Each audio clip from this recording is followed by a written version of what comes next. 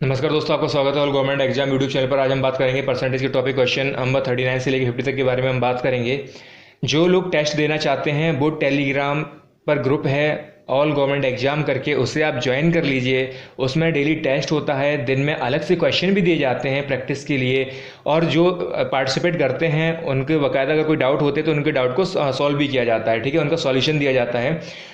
ये last time पर जो टेस्ट हुआ था सैटरडे को, उसमें पायल ने टॉप किया था सिर्फ। उसके बाद जो संडे को दोबारा से टेस्ट हुआ था उसमें पायल ने, शीतल नागर ने और तनु ने टॉप किया था। इन तीनों को बहुत बहुत बधाई।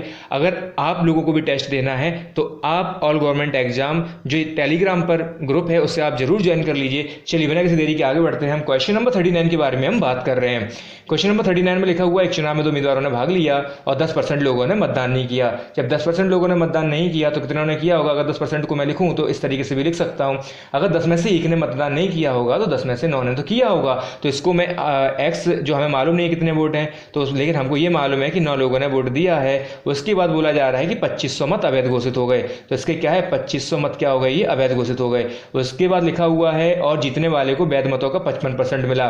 55% मिला। अगर हमने हमेशा से बोला है कि अगर 100 होती है, कोई भी चीज़ होती है तो उसे हम 100 मान के काम करते हैं, ठीक है। अगर किसी को 100 में से 55% मिले हैं जीतने वाले को, तो हारने वाले को कितने मिले होंगे? 45%। अब बोला क्या गया है कि 2000 मतों से जीता है। इन दोनों के बीच का अगर मैं देखूं डिफरेंस का कितना परसेंटेज आ रहा है, 10%।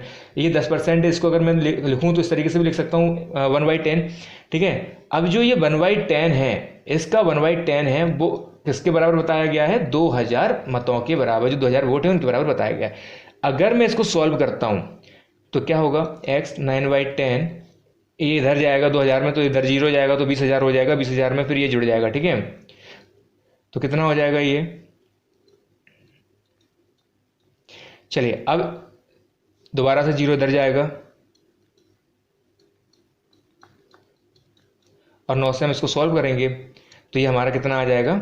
25,000 आ जाएगा, ठीक है। तो क्या पूछा गया था हमसे? मतदान सूची ज्ञात करो, मतदाता सूची ज्ञात करो। मतदाता सूची में कितने वोटर थे? तो ये थे 25,000। चलिए नेक्स्ट क्वेश्चन करते हैं। क्वेश्चन नंबर 40 है, एक सेल्समैन को बिक्री का 12% कमीशन मिलता है और 15,000 रुपए से ऊपर की बिक्री पर 1% बोनस भी मिलता है। अगर सेल्समैन की कुल आमदनी 7,650 रुपए हो तो कुल बिक्री ज्ञात करो। देखो, हमें सेल्समैन की कुल आमदनी मालूम है, ठीक है, और हमको ये भी मालूम है कि 15,000 से ऊपर उसे कितना मिलता है? उसे 1% का बोनस भी मिलता है। तो चलो यहाँ पे हम देखते हैं। अगर पहले जब उसकी 15,000 की बिक्री होती है, ठीक है, तो उसे कितना मिलता है? 12% कमीशन मिलता है, ठीक है। अगर 15,000 से ज़्यादा होती है, 15,000 से ज़्यादा, तो उसे क्या मिलता है? 1% का कमीशन। तो मैं यहाँ पर 15,000 का 1% निकाल लूँ तो कितना निकल के आएगा हमारा? ये 150, ठीक है। ये जो 150 आएगा, अगर मैं 150 को 7,650 में जोड़ दूं, 7,650 में जोड़ दूं तो कितना हो जाएगा? ये 7,800। कितना हो जाएगा? 7,800। चलिए इतने आपने काम कर लिया। अब इसके बाद हम जरा दोबारा इधर आते हैं। अगर 15,000 रुपये से ऊपर की बिक्री पर 1% बोनस भी मिलता है। अगर मैं पहले 12% मिल रहा था, अब अगर मैं ये मान के चलता हूँ कि उसकी जो कमाई हुई है उस पर टोटल मिला के जो 1% बोनस भी था, जो 1% बोनस भी था उसको भी मैं जोड़ दूं तो टोटल मिला के कितना मिलेगा इसको? 13%। अगर मुझे मालूम है कि जो 13% है उसकी वो कितनी है, सैलरी कितनी बनी हुई है बिक्री होने के बाद में, जब उसको 1% भी मिल गया है तो वो 7,800 बनी हुई है, ठीक है।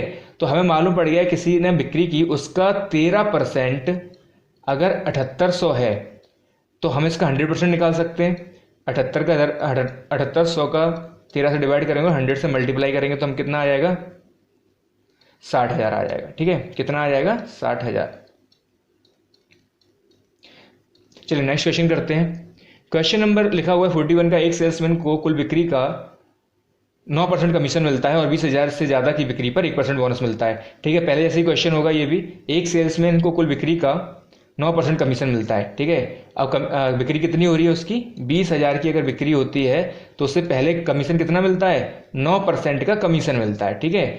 उसके बाद में बोला जा रहा है कि 20,000 से ज़्यादा हो। जब उसकी 20,000 से ज़्यादा कमाई हो रही है तो क्या मिल रहा है? 1% का बोनस मिल रहा है। तो हमको करना क्या होता है, जो बिक्री होती है उसका हम 1% निकाल लेते हैं पहले, ठीक है। जो बिक्री थी उसका 1% निकाल लेते हैं हम। इसका अगर मैं 20,000 का 1% निकालूंगा तो कितना आएगा, ये हमारा 200 आएगा। अब जो 200 है ये तो हमें मालूम पड़ गया 200 आ रहा है। अब इसे हम क्या करेंगे, जो उसकी सैलरी हो रही थी उसमें हम जोड़ देंगे। 200 को अगर मैं 6800 में जोड़ूंगा तो कितना हो जाएगा, ये 7000।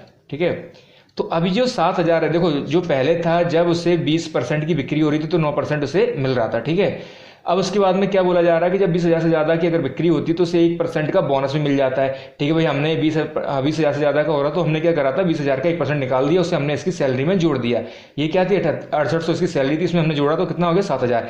तो अब हम क्या करते हैं, टोटल मिला के ही हम इसको 10% मान के चलते हैं। कितना मान के चलते हैं कि इसने 10% का ऐसे कमीशन मिला होगा। ठीक है, लेकिन हमें बिक्री नहीं मालूम है। देखो याद रखो, ये यहाँ पे 20,000 से ज़्यादा की बिक्री हो रही है, लेकिन हमको बिक्री नहीं मालूम है कि उसको कितनी हुई है। तो लेकिन हमको ये तो मालूम पड़ जाता है कि 10% जो है वो किसके बराबर है, 7000 के। ठीक है, तो किसी एक्स का 10% अगर आपका 7000 के बराबर है तो आप एक्स का 100% निकाल सकते, तो कितना होगा, वो 70,000 के बराबर होगा, सीधी सी बात है। ठीक है, तो वो किसके बराबर है, टोटल बिक्री क्या है, 70,000 की।